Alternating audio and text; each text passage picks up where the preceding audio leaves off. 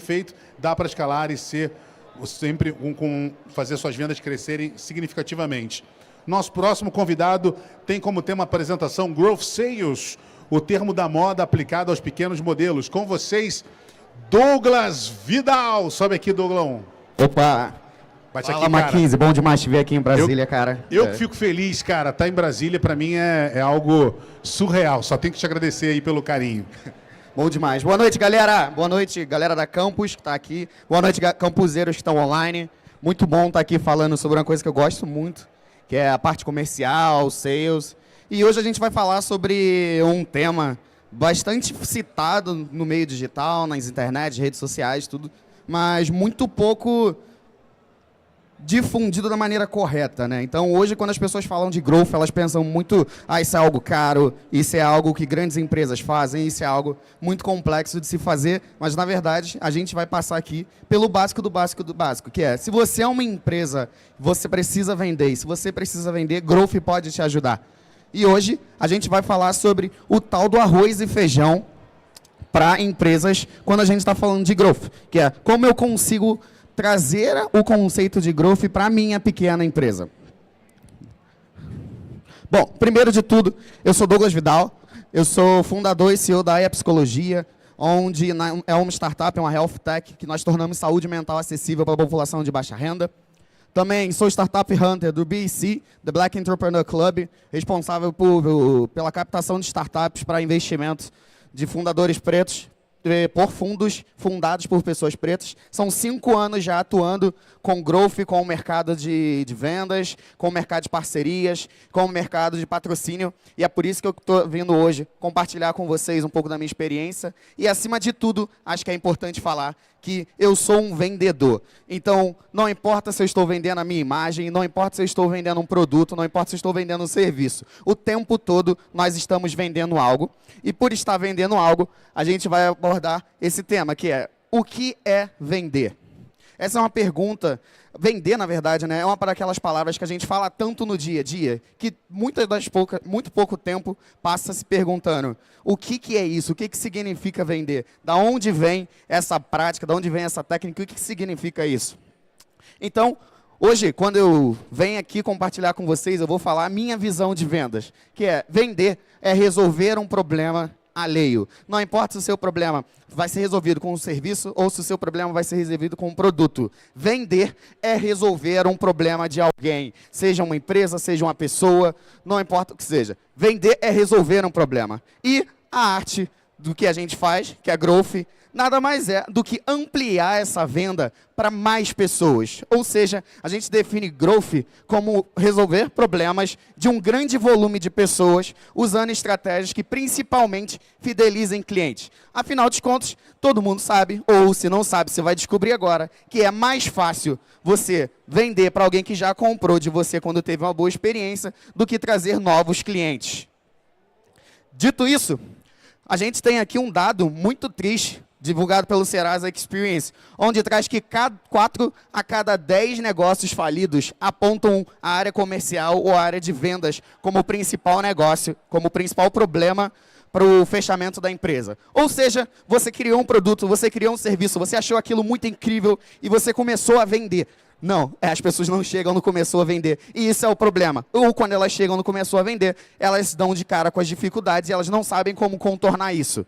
Então hoje a gente vai vir aqui falar sobre o tal do arroz e feijão. Ou seja, o básico para você continuar vendendo, e depois que você fizer o básico, você pode escalar isso ou trazer mais clientes de diferentes formas e pensar como você pode impactar mais pessoas com a sua solução.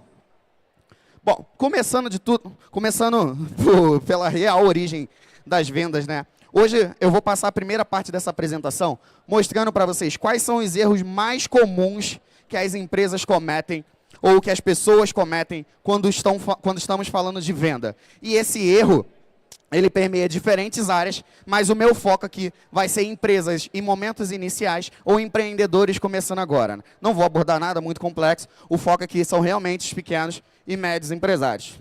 Primeiro problema de todos é não conhecer profundamente o seu cliente. E aí eu volto naquele conceito que eu falei para você lá no início, que é: a gente combinou que vender é resolver um problema de alguém. Portanto, se você não conhece esse alguém, eu te pergunto, como é que você resolve o problema de uma pessoa que você não conhece e não sabe qual é o problema? Pois é, não resolve. E esse é justamente o desafio, um dos maiores desafios, e eu diria que é o top 1 quando se fala do motivo de fracasso da área de vendas de uma empresa. Segundo problema bastante comum é focar no produto ou no serviço na hora da venda e esquecer que, no final das contas, você está vendendo ali a solução de um problema e não a solução que você criou, né? E com isso, as pessoas elas vão para reuniões com empresas ou elas abordam pessoas e falam, cara, vem cá, compra aqui o meu biscoito, compra aqui a minha caneta, compra aqui o meu produto. Ou olha como o meu software é bem estruturado e tudo mais. Soando, na verdade, a pessoa não quer saber disso. Mais cedo, um dos palestrantes falou sobre a dificuldade dele de levar as startups até a área de business da empresa e chega lá o cara da startup começar. Não, que meu software faz isso, isso, isso, as funcionalidades são essas. É exatamente sobre isso que trata esse trecho do que a gente está falando. Que é, ali, o cara do jurídico, que foi o exemplo que ele disse, ele quer saber se o problema dele vai ser resolvido ou não. E ponto. Passando para o próximo passo, procurar métodos mágicos para vender mais. Meu amigo, hoje eu fiz uma experiência antropológica de abrir o YouTube e pesquisar como vender mais. E aí, eu escolhi esse aqui dos 5, né? Porque eu acho que esse aqui é o que tem a menor probabilidade de eu receber um processo. O interessante de analisar ali é que os 15 primeiros vídeos são sobre métodos do como vender qualquer coisa para qualquer pessoa, a mais poderosa técnica de vendas. Ou outro que saia do zero para 500 mil reais de faturamento. Ou outro que vou te ensinar a ficar rico do dia para a noite vendendo pela internet. Eu poderia continuar aqui horas e horas, mas o que eu quero que vocês entendam galera, quando se fala de vendas e resolver problemas de pessoas, não existe fórmula mágica. Existem métodos que podem ser compartilhados e aplicados para outras pessoas, mas você precisa adaptar esse método de acordo com a realidade do seu público-alvo, da sua persona e do serviço que você vende. Outro erro muito comum, começar a vender sem estratégia, né? A gente brinca muito que quando você olha para um startup em estágio inicial, você consegue difundir logo de cara no primeiro papo com o empreendedor, se ele vai bater de cara na parede, se ele vai correr muito rápido, chegar lá na frente e cair no abismo, outras coisas do tipo. Por quê? É a galera que começa a executar antes de saber o que está executando, sem bolar uma estratégia, sem saber como vai medir, sem saber minimamente para onde você está indo.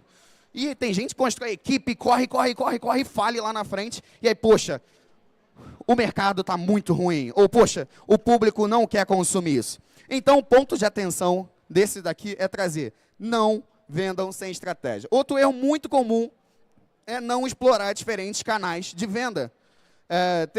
Eu sou jovem, né? Não falei a minha idade agora, mas digamos que eu seja geração TikTok, e o mais bacana de ser da geração TikTok é que você percebe alguns vícios da nossa geração ou do mercado atual. Por exemplo, as pessoas acreditam firmemente que só é possível vender muito se você vender pela internet. Aí eu falo, caramba, será que isso é a realidade? Beleza, vamos olhar para um case específico. Quem aqui na palestra já viu uma campanha online da BIC, a caneta? De todo mundo que está assistindo, eu só vi uma pessoa levantando. E a BIC é uma das maiores produtoras de caneta e uma das maiores receitas em produção de caneta do mundo. Isso só mostra que o canal offline, ele também funciona. E ele também pode ser otimizado. E Growth está aí para provar isso. Então, a gente vai voltar para falar um pouco sobre diferentes canais. Próximo problema é não mostrar o impacto do produto ou serviço na vida das pessoas. Então, trazendo aqui para o case da AIA, né? Na AIA, nós vendemos terapia. Ou seja, tornamos terapia acessível para a população de baixa renda. Mas quando eu vou falar isso para a pessoa, eu nunca chego para ela e falo, cara, você quer fazer terapia? Muito provavelmente essa pessoa ela não converte. A gente já fez esse teste, inclusive, com campanha. Então, quando eu chego para a pessoa para falar sobre meu produto ou o meu serviço, eu chego para ela e falo, poxa, você quer que a ansiedade pare de incomodar a sua semana? Meu irmão, o jogo mudou. O jogo mudou num nível que a gente teve aí quantidade de leads saltando de 30 para 150. Então, o argumento que você usa é muito importante e você só consegue ter esse argumento quando você está olhando para qual é o impacto do produto ou serviço na vida da pessoa. Além de ser muito comum startups ou empreendedores como um todo correrem, estarem executando, estarem no dia a dia da vida comercial, mas não estarem olhando para o básico, que é as métricas. As métricas existem para mostrar se nós estamos indo para o caminho certo ou para o caminho errado. E se você não está olhando para a métrica para saber se está indo para o caminho certo ou para o caminho errado, a probabilidade de você parar no erro ou encontrar um desafio que aparentemente não possa ser superado é muito alta. Então, métricas são bússolas para negócios. Nunca parem de olhar para elas. E aí, olhando para tudo isso que eu acabei de falar, a pergunta é, em qual desses problemas vocês que estão aqui ou você que está em casa se identificou? Se identificou em todos? Grita bingo. Não se identificou? Eu recomendo muito que você assista outra palestra, porque eu vou falar sobre pessoas que estão com essas dores aqui. E o mais bacana de estar falando sobre essas dores é que eu trouxe problemas porque o Sebrae ou outras pesquisas, como, por exemplo, a Vetex, que apresentou um relatório agora, ou a BlackRock, que apresentou um relatório agora, o Cerado também apresentou um relatório, que são problemas e dores de empreendedores em estágios iniciais. Douglas, eu já passei do estágio inicial, mas eu tenho a mesma dor. Então, senta aqui, que essa palestra também é para você. Bom, e o mais importante agora é como superar os problemas que a gente falou. Afinal de contas, não dá para falar de growth se você não tem um bom alicerce. A gente brinca que growth é como construir um prédio. E se você começa a construir o prédio sem alicerce, quando você chegar lá no terceiro andar, a probabilidade de seu prédio cair é muito alta. Tão alta que ninguém começa a construir um prédio sem alicerce. Então, esse é um ponto de atenção e a gente vai passar aqui por elementos básicos para construir esse seu alicerce, para que aí sim você possa escalar e vender mais. E aí, tem uma pergunta muito chave quando se fala de venda, que é, você sabe onde é que a venda realmente começa? Alguém aqui sabe? Levanta a mão aí quem não tem ideia nenhuma, acho que fica mais fácil. Bacana. Levanta a mão quem tem uma ideia mais ou menos assim, rasa. Boa. Eu vou, não sei se eu posso sair do palco, mas eu vou levar o microfone para a galera ali. E eu queria saber um pouco de vocês. Fala seu nome, onde você acha que a venda começa. Boa noite, meu nome é Guilherme. Eu acredito que a venda começa no planejamento. No planejamento do negócio, no planejamento de uma campanha, no planejamento de uma ação que o negócio vai fazer. Eu acredito que é aí o plano inicial. Muito irado, muito irado. Mais alguém? Vai ser próxima vítima. Eu acredito que a venda começa pela necessidade. E às vezes a pessoa não tendo a necessidade daquilo, você pode instruir ela a saber que aquilo vai ajudar ela, ajudar a necessidade dela. E qual é o seu nome? Ian. Qual é o seu nome? Guilherme. Guilherme e Ian compartilharam com a gente um pouco da visão deles sobre onde é que as vendas começam. E o mais bacana de olhar para o processo comercial é que as respostas deles se complementaram e ambas as respostas estão certas. Mas a lógica que eu queria trazer aqui para vocês é que quando a gente fala de venda, não importa o que seja, ela sempre vai começar no cliente.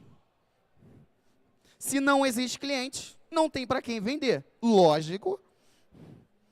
Logo, quando a gente para pensar onde começa o processo de venda, está aqui. O cliente sempre é o ponto focal do comercial e da empresa. E cada vez mais o cliente se torna o centro do universo dos negócios. Hoje ninguém produz tecnologia ou produz soluções para depois as pessoas decidirem se elas vão comprar ou tentar encontrar um mercado, como fazia lá nos anos 2000.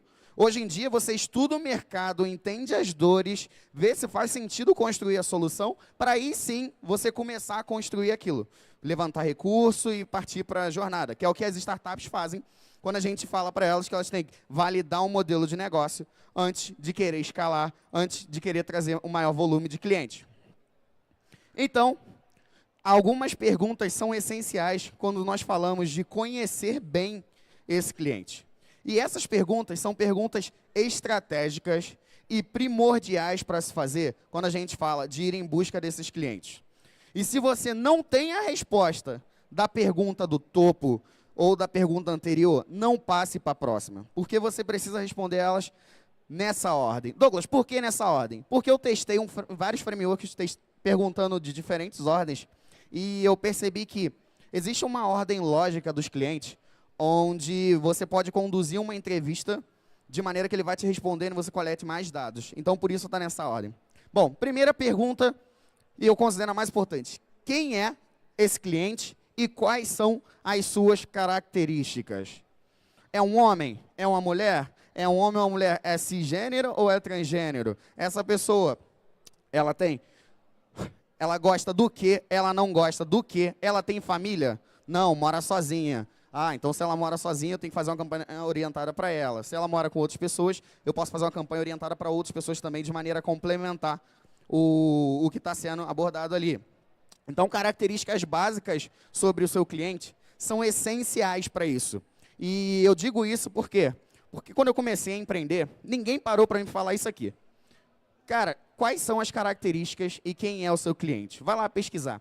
Como não me falaram isso, eu saí correndo. E aí eu pensei num público-alvo inicial. E aí eu peguei todo o dinheiro que a gente tinha, que era muito pouco para começar a startup, e joguei nas vendas. Então, pô, vamos fazer anúncio no Facebook, vamos fazer anúncio em tudo quanto é que é lugar. E o importante é que as pessoas vejam e a gente tenta converter lá no final. Bom, o resultado foi péssimo, tá? A gente jogou dinheiro no lixo. Não trouxemos quase nenhum cliente. E apesar de ter impactado, eu lembro até dos números, quase 115 mil pessoas, nós tivemos ali uma conversão de 10 ou 5 pessoas. Isso é um número extremamente triste, quando você fala de volume no B2C. E foi aí que eu tomei vergonha na cara e voltei para essa pergunta. Qual é a característica do meu público? Quem é o meu público? Quem é essa pessoa que vai fazer terapia comigo? O que ela gosta, o que ela não gosta? Depois que eu descobri isso, eu passei para a próxima pergunta, que é: qual é a dor que ela sente hoje? Você não busca terapia, por exemplo, porque você quer encontrar um psicólogo e ali, durante uma horinha, trocar uma ideia com alguém desconhecido. Você busca um psicólogo porque você quer que ele ajude você a reduzir o sofrimento em alguma área da sua vida. Você quer ajuda para que ele te ajude a ter menos sofrimento no casamento ou no relacionamento, conseguir se organizar melhor e várias outras frentes possíveis para a atuação da psicologia. Mas o mais importante de levantar quais são as dores do seu cliente é entender justamente como você pode atacar essas dores de maneira estratégica e, no final, converter isso em venda, que é a proposta de uma empresa no final. Outra pergunta é: por que essa dor é um problema para ela? Douglas, mas se eu já sei qual é a dor, por que eu preciso entender por que isso é um problema? Porque existem dores em que as pessoas não veem como isso impacta a vida delas e, por isso, elas não são motivadas a chegar no processo de compra do produto ou serviço que resolva aquilo. Você pode dar um exemplo, Douglas? Posso. Consumo excessivo de álcool. É uma dor? É uma dor? É. Beleza. É uma dor? É. Mas, mais do que uma dor, é entender que a pessoa que está consumindo álcool excessivamente, ela não vê que esse é um problema que está impactando negativamente a vida dela. E justamente por não ver isso, a probabilidade dela consumir um produto ou consumir um serviço que vai ajudar ela a reduzir isso é muito baixa, mesmo você já tendo identificado a dor. Então esse é um ponto de atenção que vocês precisam ter. Outro é: como é que essa pessoa lida com esse problema hoje? Se existe um problema, a pessoa lida com ele de alguma forma. Isso é fato. Do tipo, antes de ter o celular, você ia na casa das pessoas conversar com elas ou encontrar elas. Antes de ter redes sociais para você postar fotinhas, você imprimia as fotos, botava na sua casa para que as pessoas vissem quando ela entrasse lá. E assim eu posso passar por vários outros exemplos que passaram pelo processo de modernização.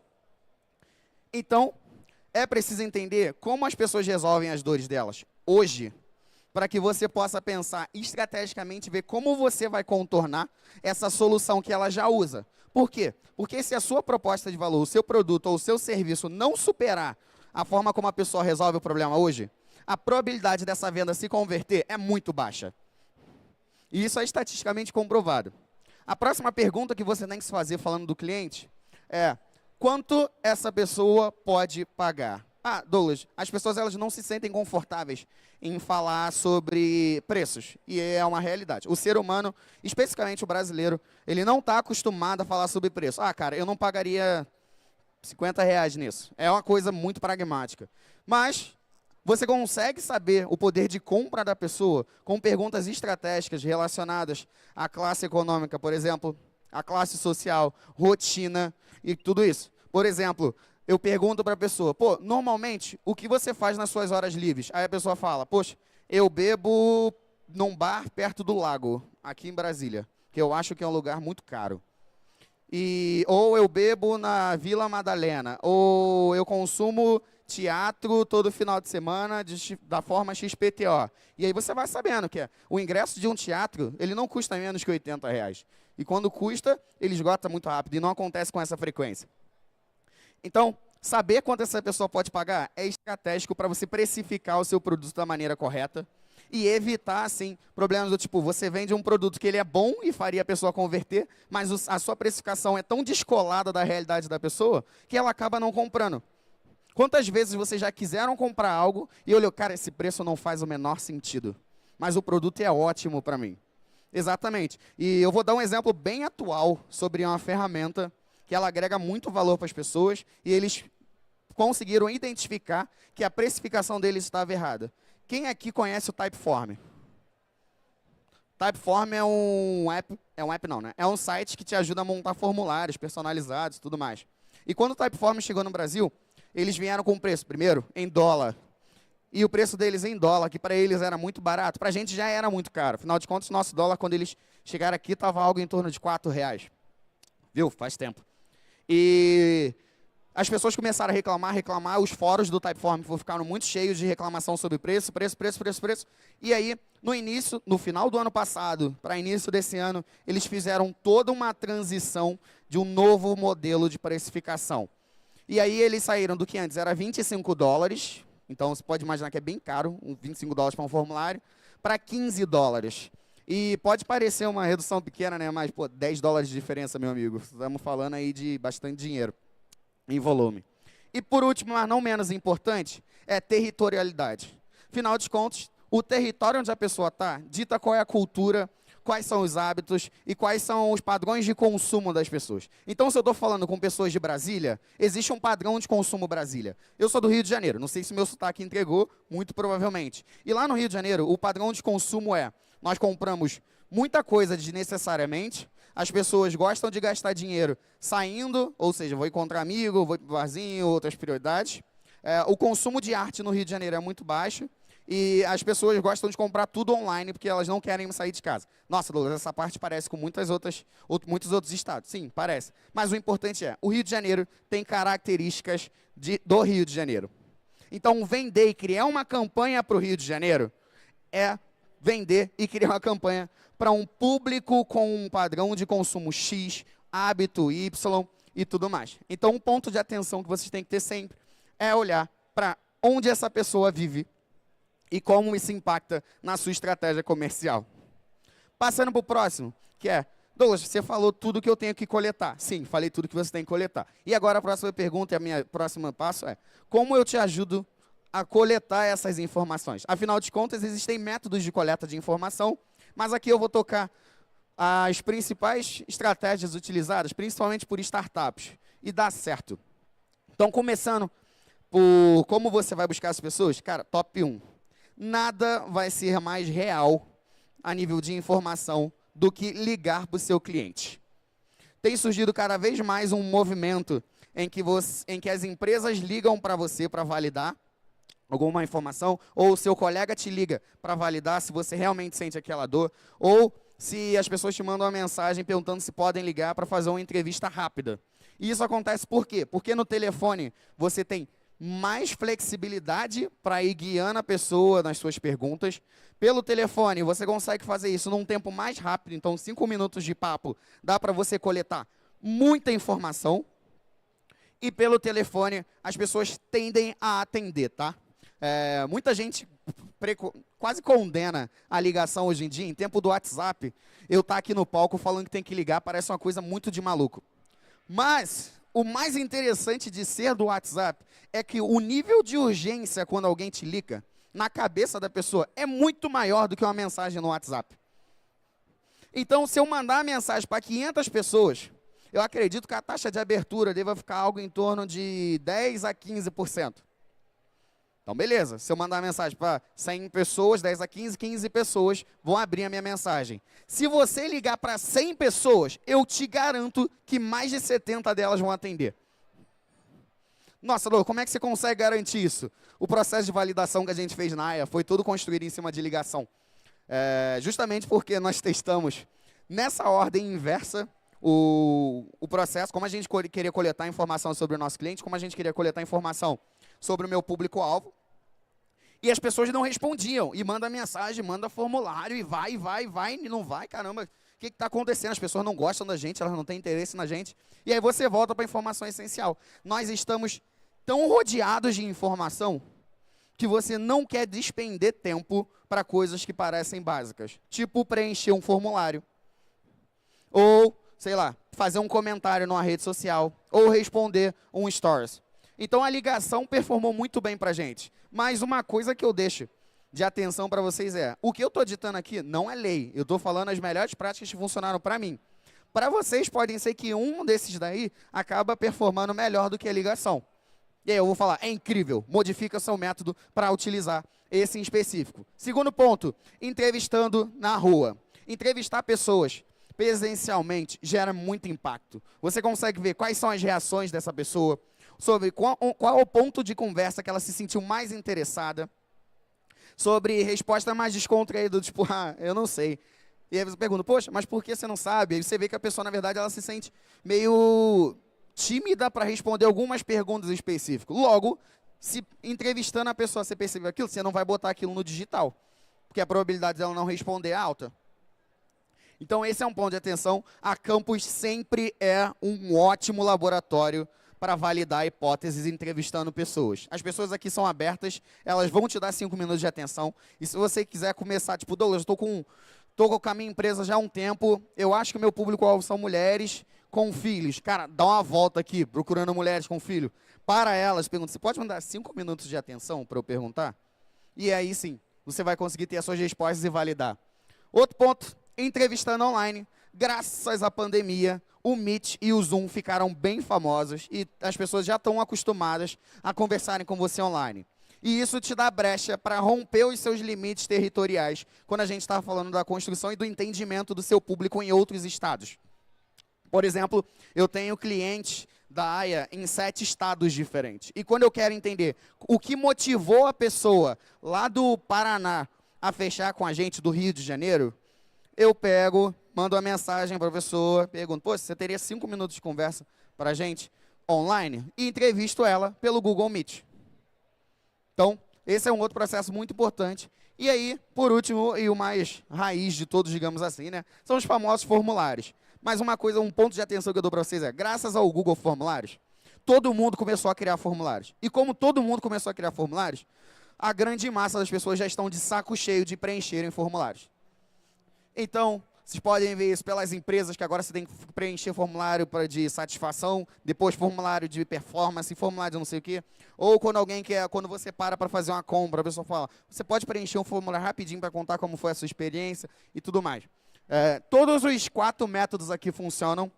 Vale para você entender qual deles faz mais sentido para o seu modelo de negócio, qual deles faz mais sentido para o público que você vai resolver um problema, e qual deles vai ter melhor performance, ou seja, a quantidade de pessoas com quem você vai falar e a quantidade de respostas que você vai obter.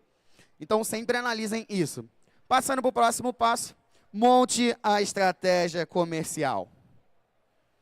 Quando eu estava perguntando sobre o que as pessoas achavam que era vendas, e uma das respostas da plateia foi que montar um bom plano é essencial e é onde começa a estratégia comercial.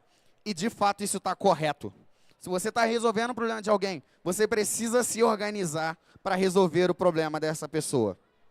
E se organizar e montar uma estratégia te ajuda não só na hora de identificar problemas, do tipo, começamos a vender, e vende. De repente, você identificou um bloqueio, paramos de vender. Eu não consigo mais subir ou aumentar o volume de vendas. O que aconteceu? Quando você não está organizado, você não consegue identificar em qual estágio do seu processo de venda isso está. Ou se você está indo para um bom caminho ou se você está indo para um caminho ruim. Então, montar uma estratégia na hora de vendas é essencial. É o que a gente brinca aqui, né, do início de um sonho. É ali em que você vai botar todo o neurônio para funcionar com as informações que você coletou das entrevistas, para pensar, cara, para esse público aqui, que é mãe, tem filho pequeno, eu vou botar o meu produto ou serviço para ter exposição no lugar onde crianças vão. Por quê? Porque as crianças vão entrar em favor da minha campanha e arrastar as mães para lá.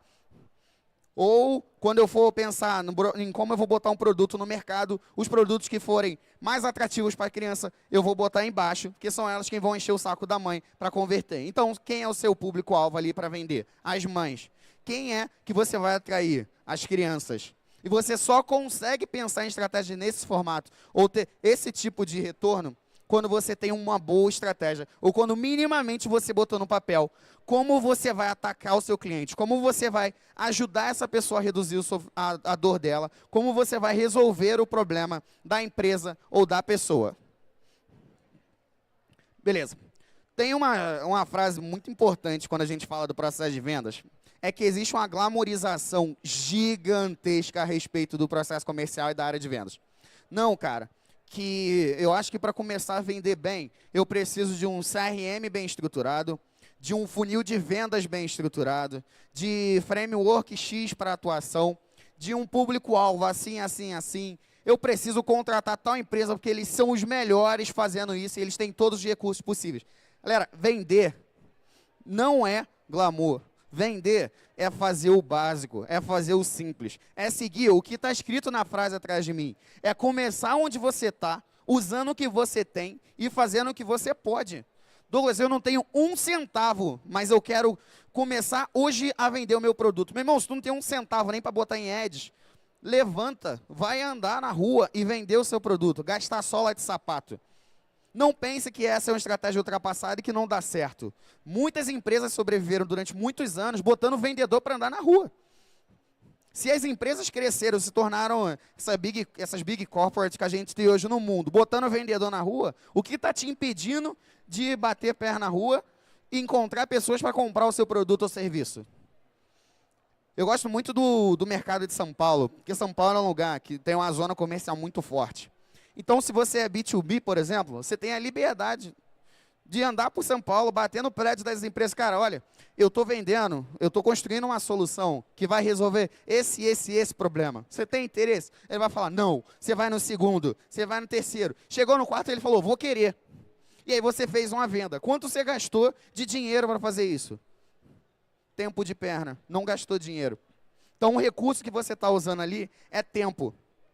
Então, como ponto de atenção, galera, muito importante é desmitifiquem, não acreditem, não caiam na glamorização a respeito da construção de um senhor processo comercial, de ótimos recursos, ótimas ferramentas e tudo isso.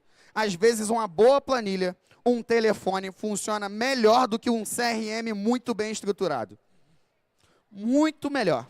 E eu posso falar isso porque eu já tive processo comercial com planilha, o nome da pessoa, o telefone dela, sentadinho e liga para um por um. Oi, eu estou querendo resolver esse problema. Você tem eles? A pessoa, poxa, caramba, isso é um problema meu. E aí você passa para o segundo. Caramba, agora que esse é um problema seu, deixa eu contar um pouco sobre como minha solução vai mudar a sua vida. Com isso aqui, você faz isso e resolve esse problema. E aí, as pessoas, elas paravam para me escutar, elas convertiam mais e eu conseguia ter ali na coleta do dia a dia o que estava dando certo, o que estava dando errado no meu processo comercial.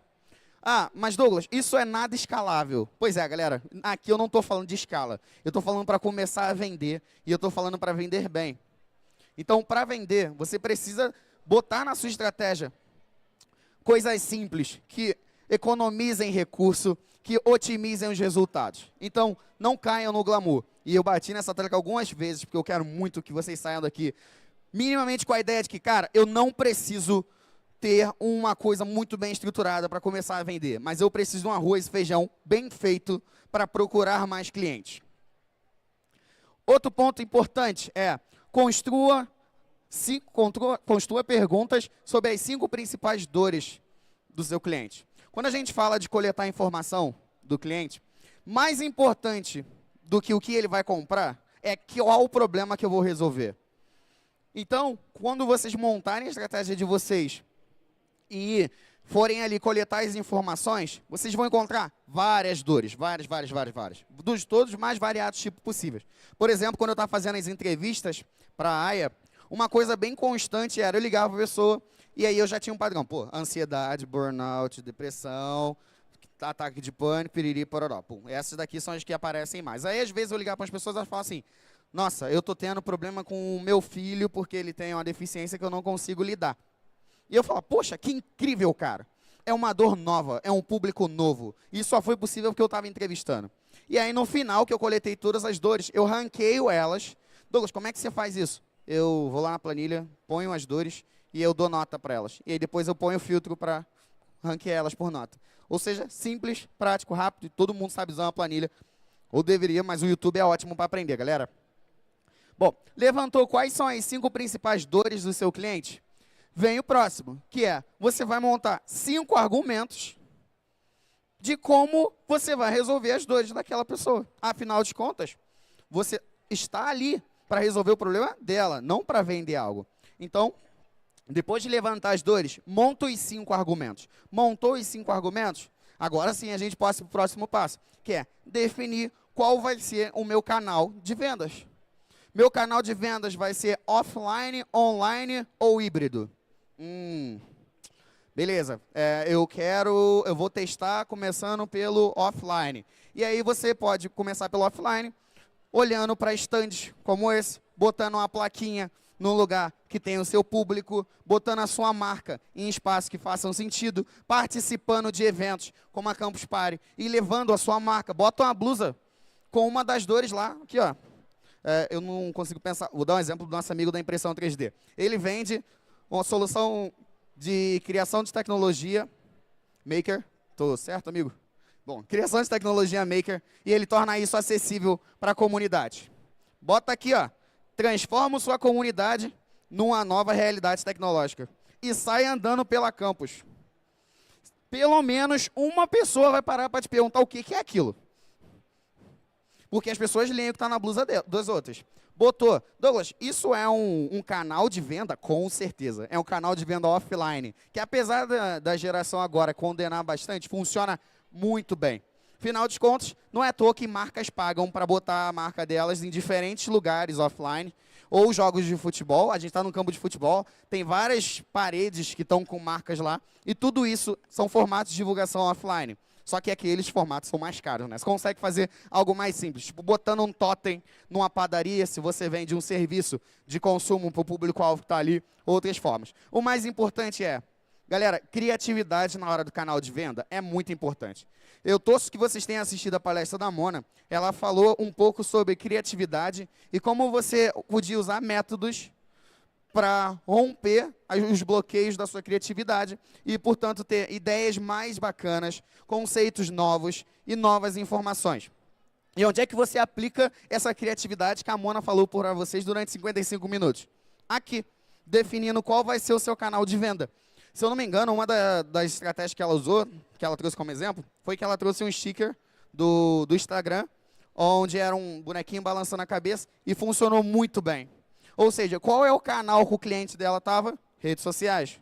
Como é que ela conseguiu aumentar a performance da rede social usando o sticker dela, usando aquele sticker e tendo uma performance muito mais funcional do que as outras? Então, esse ponto de atenção é muito importante, porque eu quero que vocês se sintam muito livres para definir quais serão os seus canais de venda. E aí, galera, voltem e assistam. É criatividade, vocês são brasileiros, vale tudo. Se você vai pegar um carro, vai botar um adesivo nas costas dele, tá valendo. Se você vai pegar um alto-falante e andar por Brasília fazendo propaganda do seu produto, tá valendo. Se você vai criar uma campanha na rede social, tá valendo. Douglas, como é que eu sei qual é o melhor canal de venda para o meu produto, meu serviço ou a minha empresa? Lembra que eu estou seguindo uma ordem lógica? Lá quando você fez a entrevista, você coletou quais informações a respeito desse cliente. Então, você sabe se ele está no mundo digital, se ele está no mundo offline, se ele está constantemente andando pela cidade, se ele trabalha no home office, se na cidade dele é muito comum campanha offline, tudo isso. Então, o canal de vendas de vocês é estratégico. E não se sintam presos à ideia de que você precisa vender pelas redes sociais. Porque hoje tem o lado positivo da rede social, que é o que todo mundo fala, que é rede social tem volume, tem gente. Mas tem um lado negativo que ninguém fala, que é onde estão os concorrentes? Todos na rede social. Então, ao mesmo tempo que lá tem muita gente, tem muito concorrente. Então, busque canais que sejam baratos, façam sentido para você e que você consiga burlar ali o seu concorrente. Próximo, construa estratégia para prospectar leads. Prospecção de leads não significa venda. Esse é um ponto muito importante. E o bacana da gente falar sobre estratégia para prospectar lead é que no Brasil, cara, nada é mais diverso do que a criatividade do brasileiro para prospectar leads. A gente tem influenciador, a gente tem totem espalhado pela cidade, a gente bota robô dançante para passar por evento carregando uma marca. Você financia uma cachaça bem específica botando a sua marca. Você vai para a festa e distribui copo. Vale tudo para prospectar lead. E o que eu quero que vocês tenham em mente é que a estratégia que você vai usar para trazer leads, ela sempre tem que ser pensada da seguinte forma. Como eu posso gastar muito pouco e atrair muita gente? Se você não está se fazendo essa pergunta na hora da construção de uma estratégia para trazer lead, dê 2 passos atrás.